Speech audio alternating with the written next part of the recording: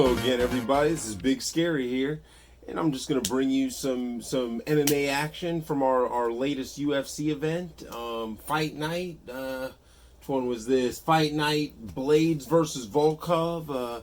Another event in Vegas at the Apex Center, and that's this Apex Center. I'm kind of liking the 5 foot smaller cage. It makes the fights more exciting. It makes them engage more. It's just causing more action. You can't really get on your bicycle as much. So without further ado, let's go the first fight of the evening. Austin Hubbard against Max Roshkov. And there's been a lot of controversy about this fight. I guess it was a last second, a short announcement, short notice for the fight for Max Roshkov. He was 5-0 coming into this fight, and he's a wrestler with a pretty good jiu-jitsu game. And the first round he came out and was looking pretty slick. But as time went on, and then second round went on, Hubbard started to lighten him up, and he was landing some shots. Roshkov was clearly getting outclassed on the feet, but it was nothing to be worried about. At the end of the second round, it was nothing. There was nothing that crazy going on. I've seen way worse, and so apparently he was telling his corner, Robert Drysdale, who's a very good corner man, a top level jiu-jitsu guy. He told him several times that he wanted out of the fight, and so as any good corner man would do, who sees that his fighter isn't in danger of permanent damage, he's trying to motivate his guy. He's trying to no, you don't want to do this. You don't want to do this in your debut. You don't want to go out like this. And apparently, was he ready for it? Apparently he was originally slated to wind up on Dana White's Contender Series, but this, when the big show calls, you got to answer the call, and it is what it is. He started getting outclassed, but it really wasn't that bad. And they're talking about doing a commission investigation into it because of how many times he asked and his corner kept telling him not to. And the thing is, it's not like, so it's all a moot point because the fight was still stopped. It's not like he went out for the third round or anything. So I really don't get this. If I'd have been Drysdale, I would have been said the same stuff. I've had fighters show doubt in the corner, and that's your job as the corner man to motivate them. That's what it is. But he quit on the stool, and it is what it is. I don't know. He looked like he had a slick ground game, but it's just not a good look going out like that without really taking that much of a beating. You never know what's going through a fighter's head, but I've seen no reports of him getting seriously injured that we didn't know about. So, it is what it is, but it's got a win for Austin Hubbard at lightweight. Let's see, our next fight of the evening was Roxanne Modafferi against Lauren Murphy. Roxanne Modafferi, she's been in the game a long time. She's a predominantly grappling, grappling heavy, does a lot of dirty boxing against the cage, and she tried to implement her game, but Lauren Murphy was able to pretty much squelch most of her takedown attempts and stuff that Modafferi would usually be successful at, and so Murphy was able to pull out a decision win. Nice win for Murray at flyweight. And our next fight of the evening was Frank Camacho, Justin James. Apparently this was a short notice fight for Justin James, and he didn't really think he had much cardio, or he wasn't going to be able to last the whole 3 rounds because it was such a short notice fight. So he just came out and took Frank Camacho's head off. And nice win at lightweight for James. Curious to see more from him. Got the knockout in 41 seconds. So nice win. Our next fight of the evening was Courtney Casey against Jillian Robertson at flyweight. And Casey looked better on the feet, but Robertson was just able to constantly take her down and just, I mean, what she had 11 minutes of control time in a 15-minute fight. I mean, that's pretty good, and then was able to get the rear naked choke with about 24 seconds left in the third round. So it was a nice win for Robertson. Our next fight of the evening, Marc-Andre Barriault and Oscar Pichota at middleweight. And Barriault was he's just a little more aggressive. I don't know, Pichota might have been a little more skilled, but yeah, no, I mean the aggressiveness of Barriault, I mean it just paid off, and it just kept going. It was like he was going downhill, and the farther the fight went in, the faster he was going downhill, and he ends up ending the fight almost with 10 seconds left in the second round. So nice win for Marc-Andre. Our next fight of the evening is Tecia Torres against Brianna Van Buren at strawweight. And if you've seen Tecia, this is two of the smaller fighters in the UFC. I think they're both about 5 foot.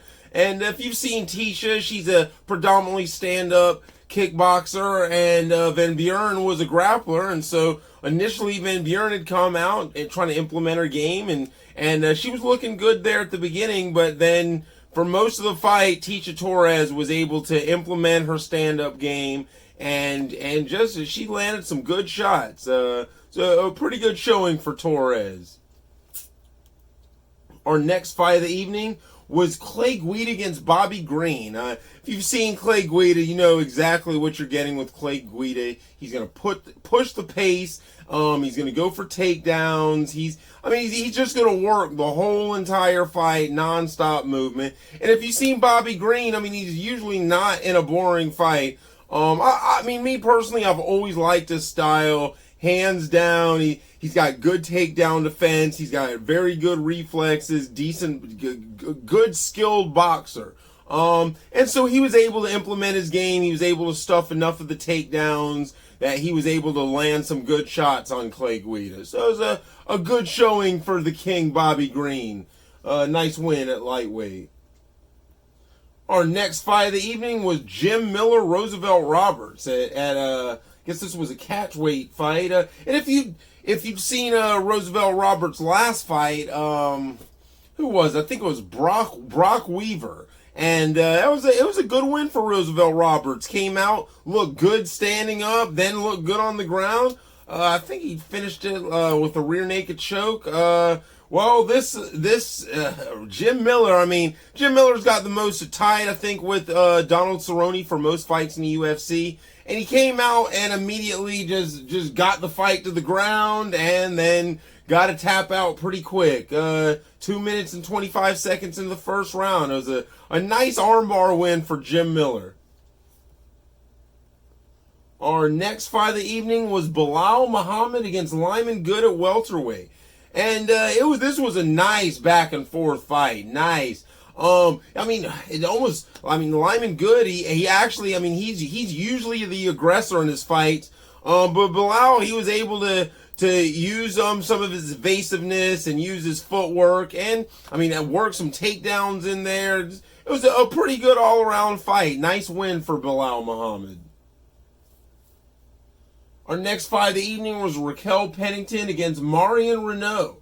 And this was a decent workmanlike effort for Raquel Pennington. I mean, nothing too flashy about it. She went in there, was this bantamweight? Yeah, went in there, got the job done. Usually what she does. So it was a good win for Pennington. Our next fight of the evening was Josh Emmett, Shane Burgos. And this was a barn burner. I mean, if you've seen Josh Emmett, he's got some of this with featherweight. He's got some of the most power at featherweight. And Shane Burgos, he's one of the most technical strikers at featherweight. And, it did not disappoint. Burgos came out and, was using technique. But Emmett, gosh, he was landing some shots. But Burgos, what a chin. What a chin. They were both blasting each other. But Emmett was just seemed like one step ahead and was just landing the better shots. And so he was able to pull out a nice win. They're talking about it being fight of the year. We'll see. There's already been a lot of good fights this year. But, it was a nice win for Josh Emmett. Definitely can't wait to see who they put him up against next.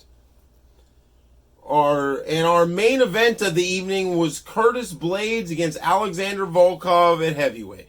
And, it kind of went the way you would expect it to. If Volkov isn't able to use his range and his reach to keep Blaydes off of him, then, it's going to be a long night, and that's exactly what it was. Blaydes was able to set a heavyweight UFC record for takedown. I think was it 14 to 25. So had 19 minutes and 50 seconds of control time. So it's a pretty dominating win. Dana White wasn't too happy about it, but he's such a troll. There's no reason for.